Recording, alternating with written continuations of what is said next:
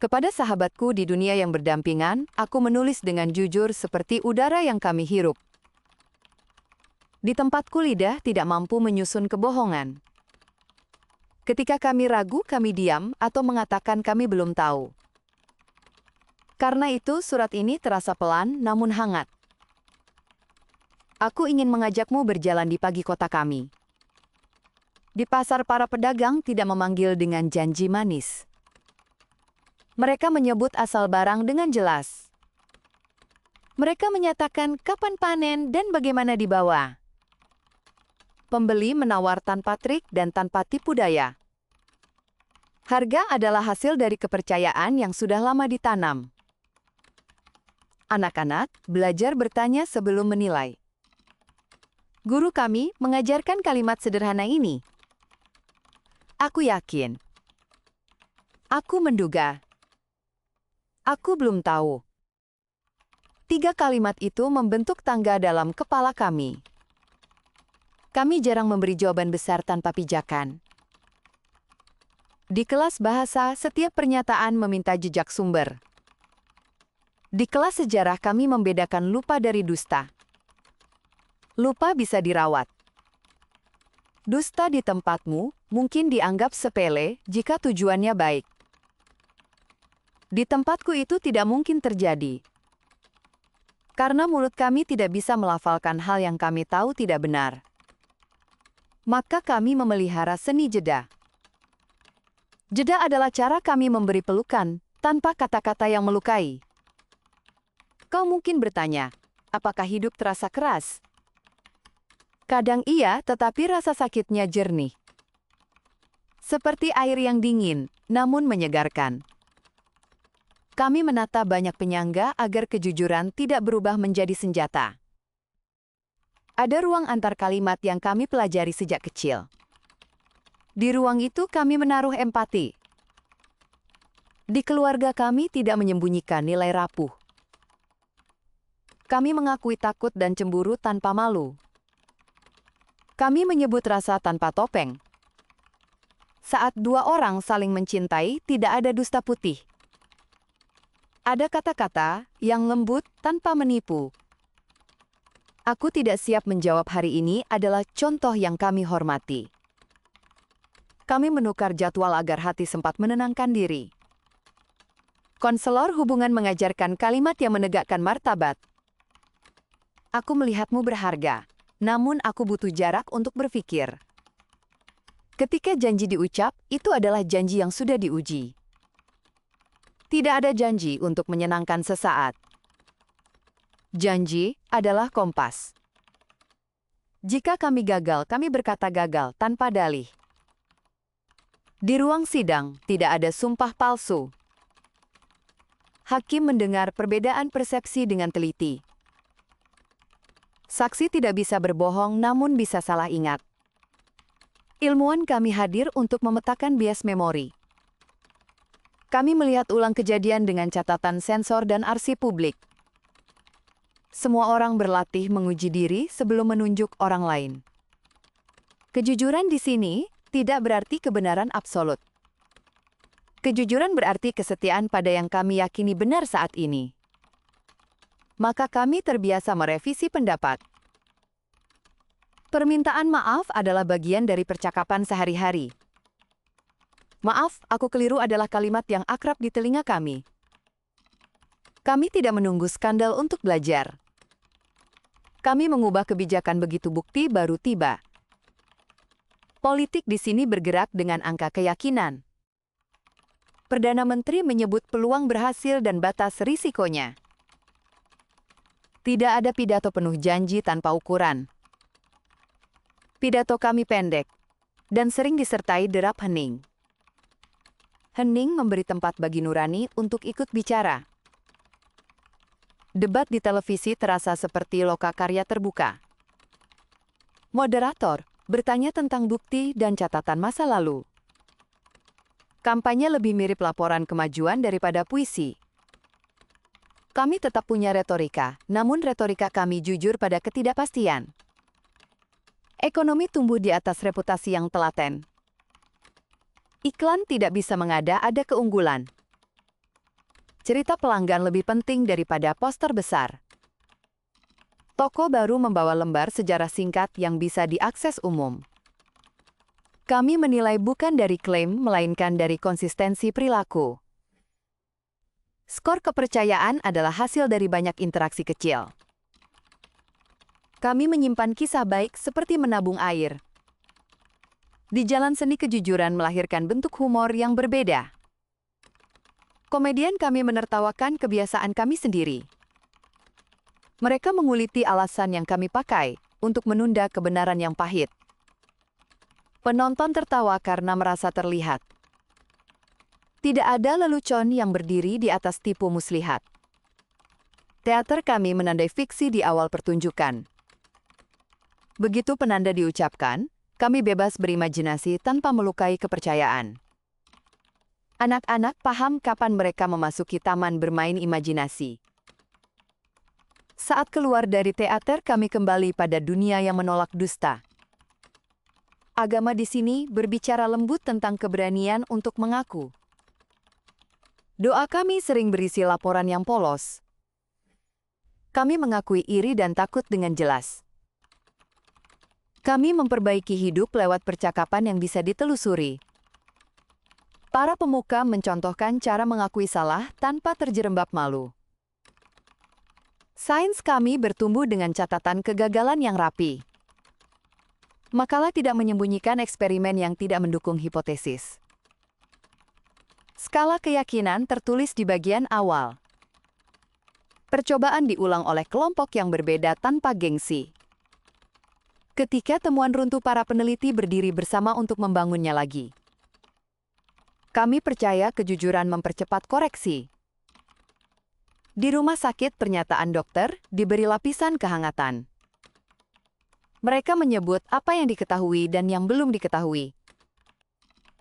Mereka mengajarkan keluarga cara duduk dengan ketidakpastian.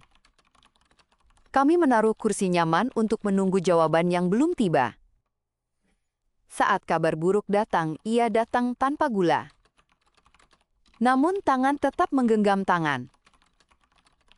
Di sekolah dasar, guru menilai keberanian mengakui tidak tahu. Murid belajar menyusun pertanyaan yang jernih. Nilai tinggi bukan hanya untuk jawaban benar, tetapi juga proses mencari. Kami mengadakan festival pertanyaan. Di situ anak-anak berdiri dan menyalakan rasa ingin tahu. Hadiah tertinggi adalah tepuk tangan untuk kejujuran. Di tempatmu, orang kadang menyebut kebohongan putih. Aku pernah membayangkan rasanya hidup dengan itu. Mungkin hangat di awal, namun rapuh di belakang. Di sini kami mengganti kebohongan putih dengan pilihan kata yang memeluk. Kami melatih cara berkata, tidak tanpa menghina. Kami melatih cara mengakui marah tanpa merendahkan. Kami melatih cara memuji tanpa mengambil jarak dari diri sendiri. Rasa malu tetap ada karena kami manusia. Namun malu di sini menjadi undangan untuk bertumbuh. Bukan alasan untuk bersembunyi. Kau mungkin penasaran tentang rahasia. Kami tetap punya rahasia. Rahasia dijaga oleh sunyi dan batas akses.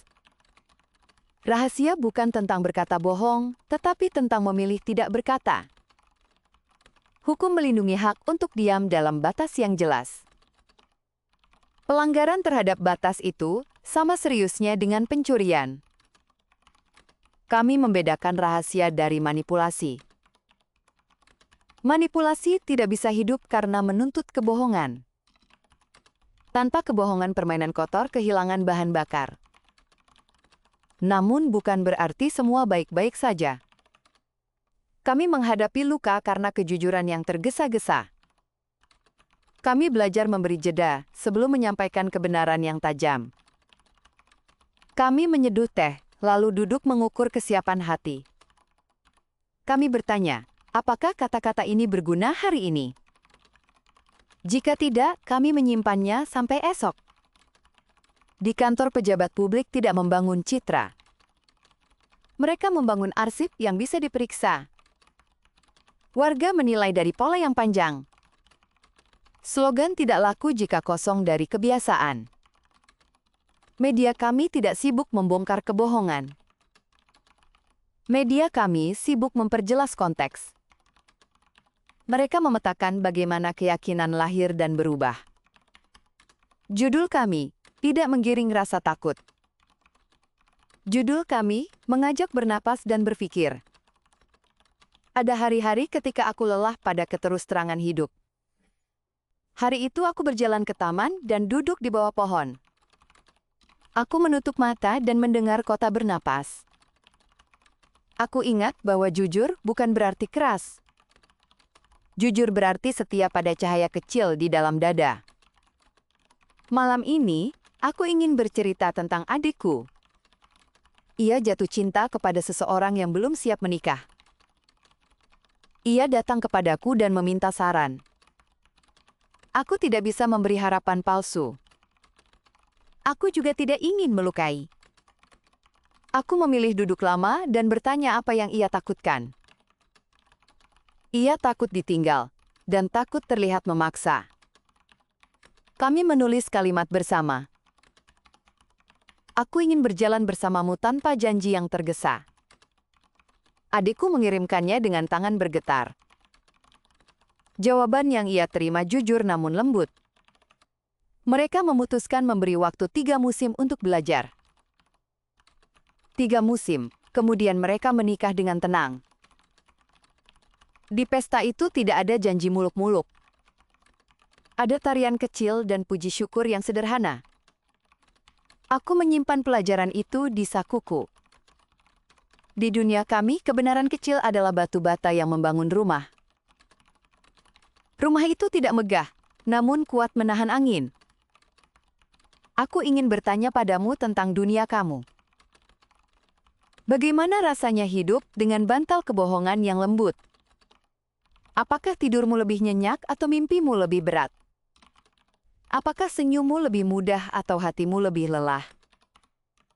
Jika suatu hari kamu ingin mencoba hidup sehari di sini, cobalah berbicara hanya dengan kalimat yang kamu yakini benar. Cobalah berkata aku belum tahu tanpa merasa kecil. Cobalah memuji tanpa melebih-lebihkan. Cobalah menolak tanpa merendahkan. Lihat bagaimana tubuhmu bernapas lebih lega. Lihat bagaimana matamu menatap lebih lama. Mungkin kamu akan merasa telanjang di awal. Namun seiring waktu, kamu akan merasa ringan. Kejujuran bekerja seperti matahari musim dingin. Tidak menyengat, tetapi mengusir lembab dari tulang. Kami tetap manusia dengan ambisi dan salah paham. Kami tetap marah dan kecewa. Namun kami jarang tersesat lama. Karena tidak ada kabut dusta yang menutupi jalan pulang. Jika kota kami tampak tenang itu bukan karena kami suci. Itu karena kami diajari cara kembali. Kembali kepada kalimat yang sederhana dan setia. Aku menutup surat ini dengan satu pengakuan. Aku pernah ingin bisa berbohong demi orang yang kucintai. Aku membayangkan bisa berkata aku baik-baik saja saat hatiku patah. Namun aku belajar bahwa air mata yang jujur memanggil pelukan yang tepat. Pelukan itu menyelamatkanku. Maka hari ini aku mengirimkan kejujuran kecil ini kepadamu. Aku merindukan percakapan yang tidak terburu-buru. Aku merindukan dunia yang menaruh harga pada kehangatan yang jujur. Jika surat ini sampai kepadamu pelan-pelan bacalah lagi. Ambil satu kalimat dan hidupilah selama sehari. Lihat apakah pintu-pintu baru terbuka. Jika ya, tulislah kembali kepadaku. Ceritakan apa yang kau temukan di jalanmu. Mungkin suatu saat dua dunia kita akan duduk di kursi yang sama. Kita akan berbagi roti dan diam yang tidak canggung. Kita akan menyusun rencana kecil untuk menjaga yang rapuh. Kita akan tertawa pada kebiasaan lama yang tak lagi kita perlukan. Aku percaya itu mungkin meski aku tidak tahu kapan. Kepercayaan di sini tidak buta. Kepercayaan di sini berjalan dengan kaki yang sabar. Sampai jumpa di persimpangan yang tenang. Dari seorang teman yang tinggal di dunia di sebelahmu. Terima kasih sudah mendengarkan suratku sampai akhir. Jika kamu menyukai kisah ini, tekan tombol suka sekarang juga. Jangan lupa berlangganan agar kamu tidak ketinggalan surat berikutnya. Tulis pendapatmu di kolom komentar, karena aku ingin belajar dari duniamu. Kamu bisa mendukung kanal ini lewat kode QR di pojok video atau tautan di deskripsi. Di deskripsi juga ada karya dari seri lain yang sangat berbeda, dan mungkin kamu suka. Sampai bertemu lagi di episode berikutnya, dan semoga harimu hangat.